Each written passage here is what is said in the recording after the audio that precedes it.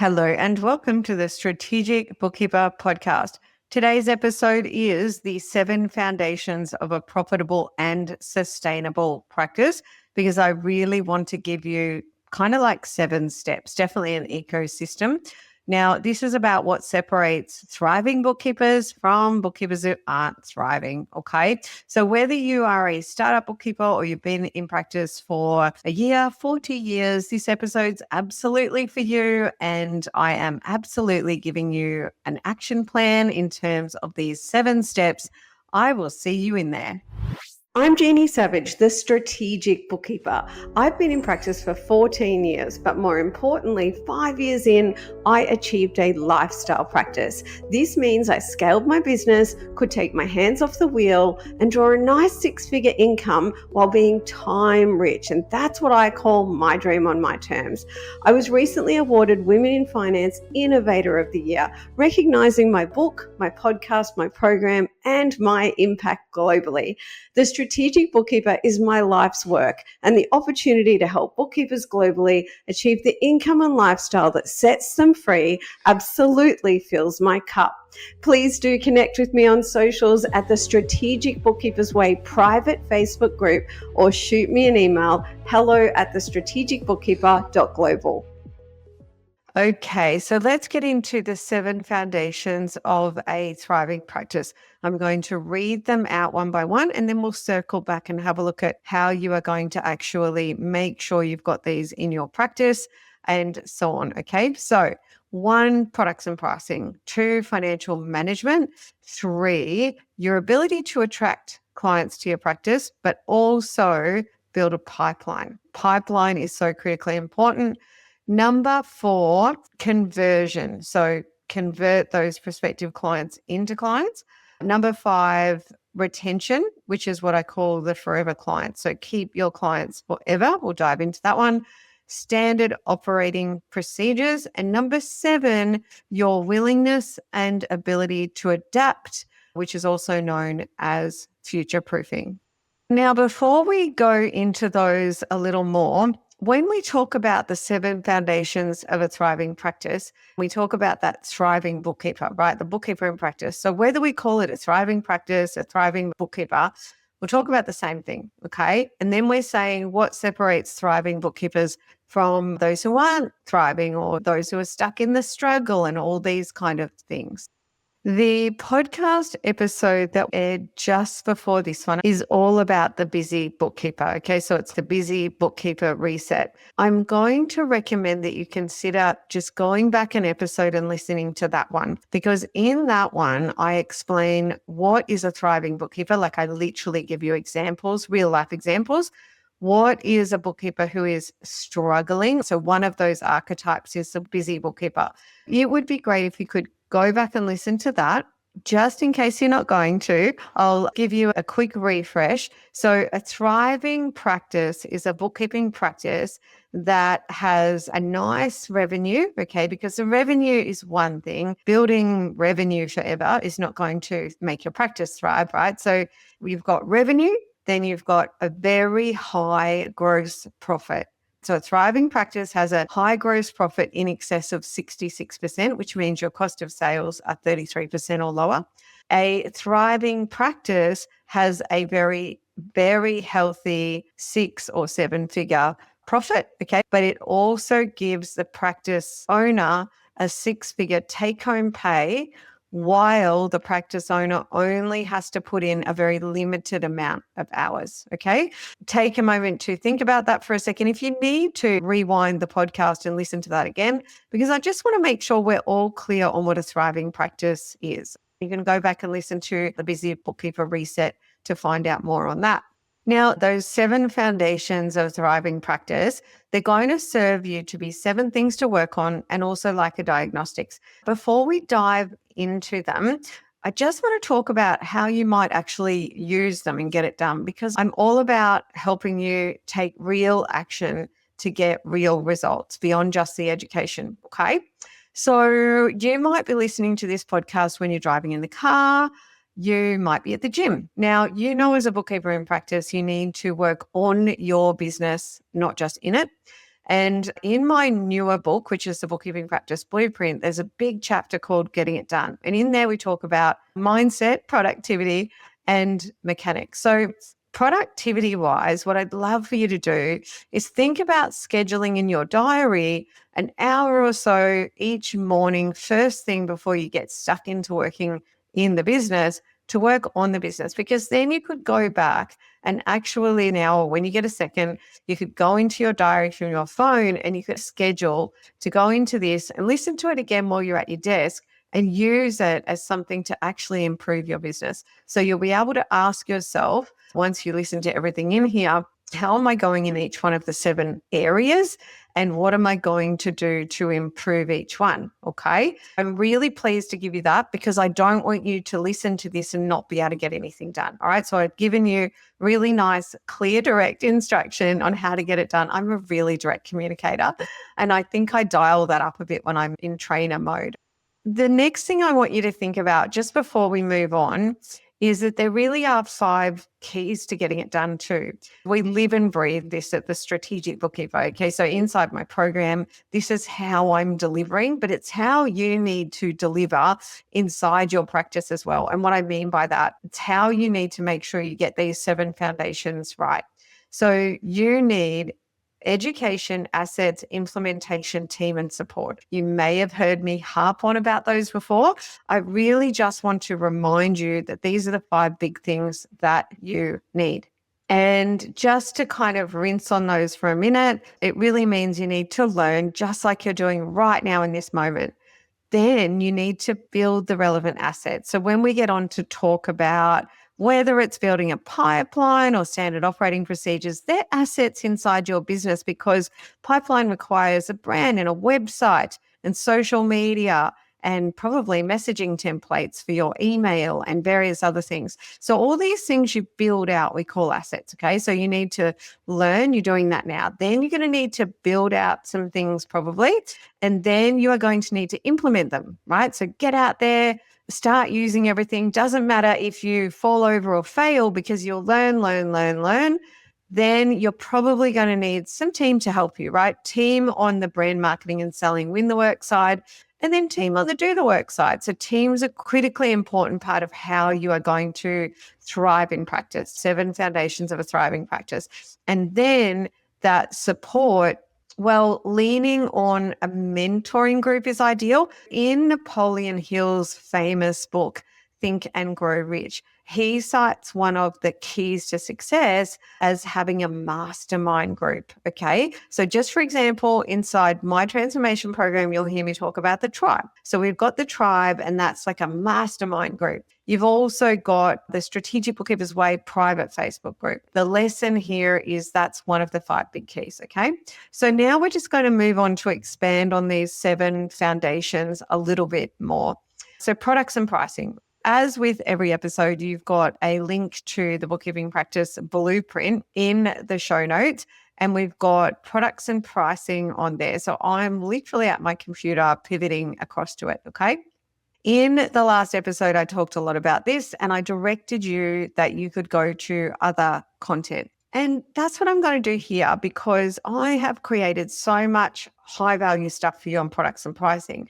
The thing to know is that products and pricing absolutely is a key pillar, absolutely a massive piece of the foundation of a thriving practice. And if you don't get that right, your practice will be broken and you're going to suffer all those things that so many of us suffer. That is, profit is much lower than it should be. We're working harder than we should. Yeah. And oftentimes our client satisfaction is not as good as it could be. And these things will all be fixed or alleviated by improving products and pricing. The good news though too is that you can improve your products and pricing over time. And I definitely did that. So I started out pricing by the hour much lower than I should.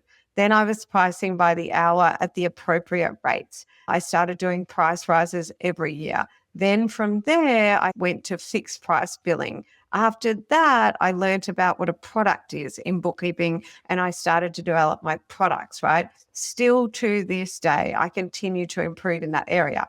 So for more on products and pricing, head over to my episode 74, 5, 6, 7. You'll hear me say that a lot. I talk about products and pricing a lot because it is so central to your success. Okay. So now you've got lots of content that you can get in those podcasts, but also my first book and my second book, they talk about products and pricing in a different way. Like the first book's got a playbook, and my second book, the Bookkeeping Practice Blueprint, has got a lot of stuff on products and pricing as well. Okay. So you've got all those resources that you can use that are either free or low cost. Okay. So number 2, financial management, which is on the Bookkeeping Practice Blueprint. When I've asked ChatGPT to help me with this, based on what I said, it has also called it financial control and job costing. And I love that. Now, I went into this in the last episode when we talked about the busy bookkeeper. And I go into this a lot in my newest book, The Bookkeeping Practice Blueprint. So I'm pointing you to content where you can learn more about this, one of the 7 foundations of a thriving practice. You can learn and you can build and you can implement.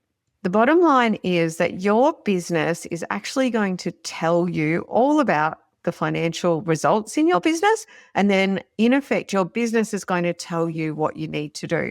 So when we talk about financial control and job costing are pretty simple in as much as you make a sale and a percentage of what you are charging the client is going to go to your staff to do the work and also to software. Okay. So you need to make sure that when you bring on staff, particularly, you are job costing. We have tools and resources internally to do that. Okay. Remember, I said that this is a way to diagnose. And remember, I said we're looking at what separates thriving bookkeepers from those stuck in the struggle.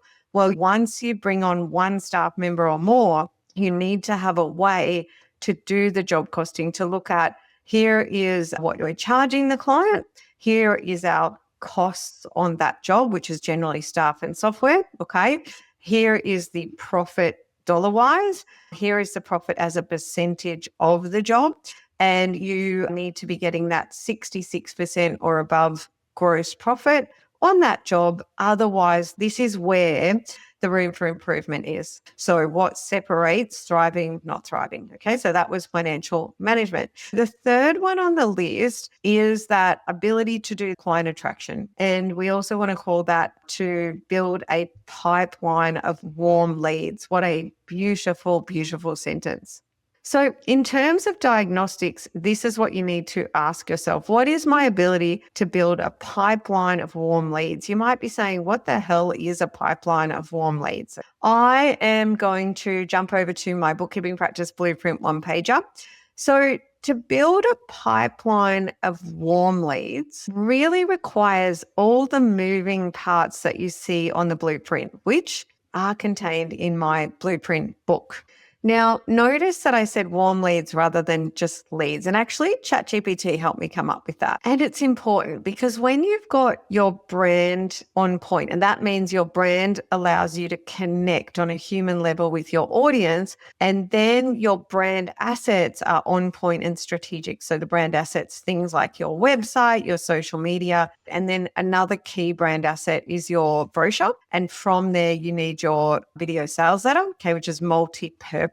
A video about us and how we work, very strategic, that stacks your value proposition, your competitive advantage, your unique selling proposition, and actually overcomes objections before they're even raised. Okay.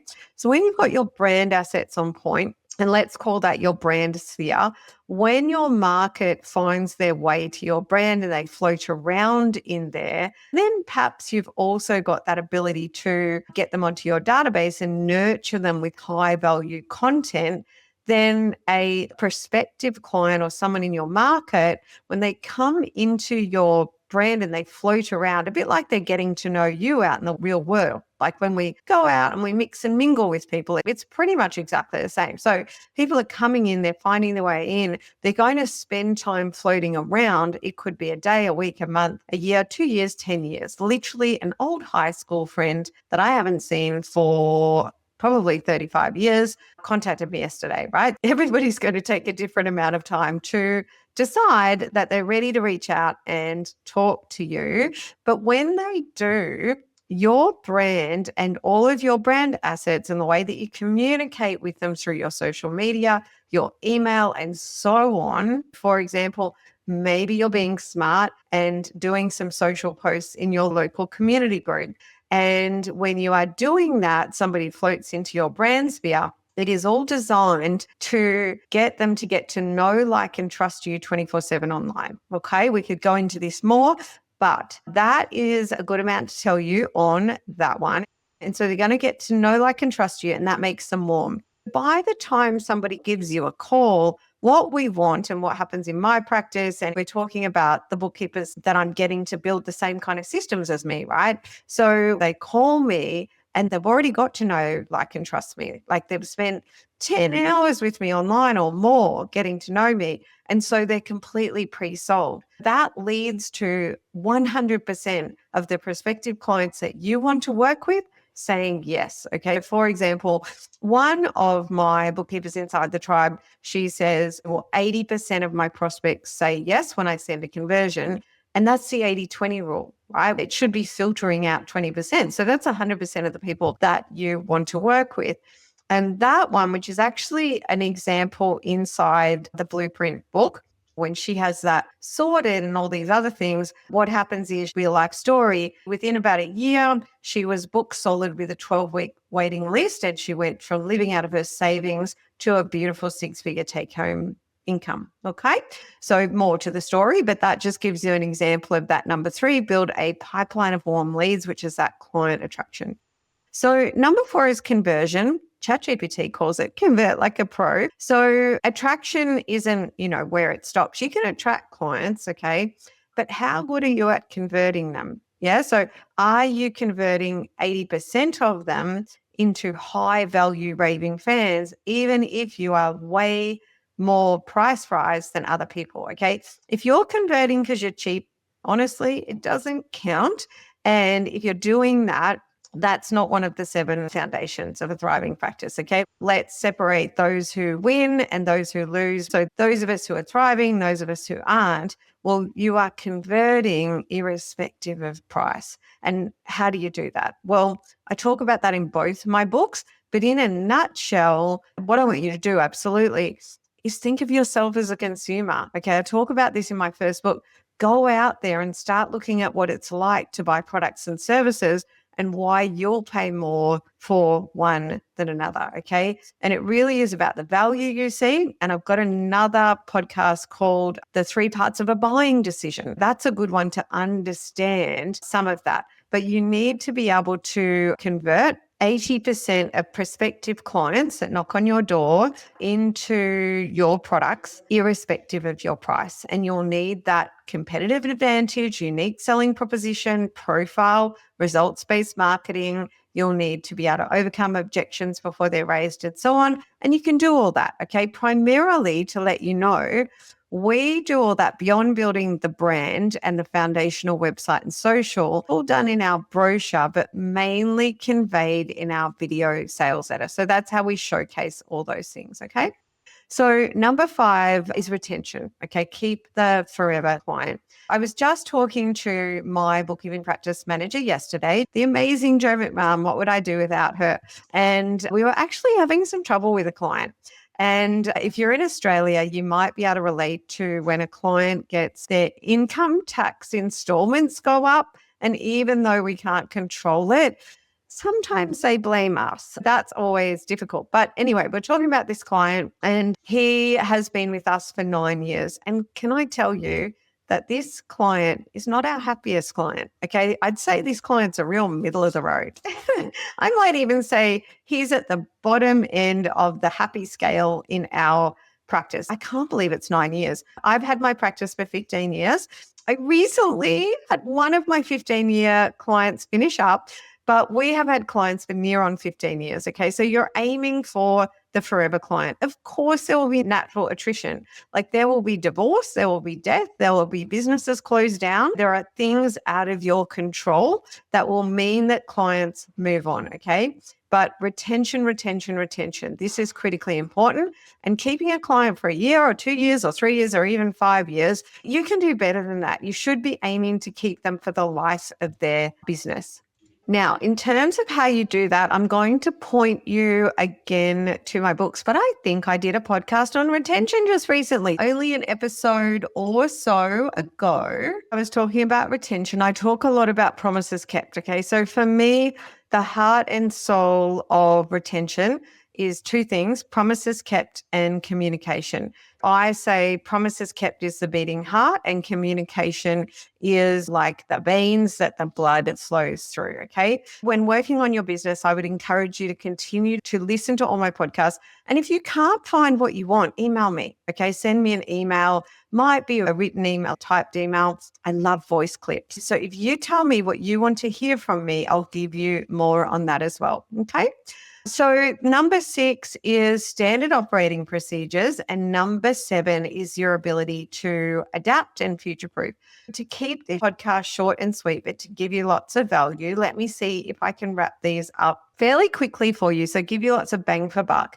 Standard operating procedures, we just touched on that because on the Bookkeeping Practice Blueprint one-pager, if you look at standard operating procedures, it literally says promises kept and communication, because standard operating procedures are really important. And in my first book, you've got 2 chapters on systems and team.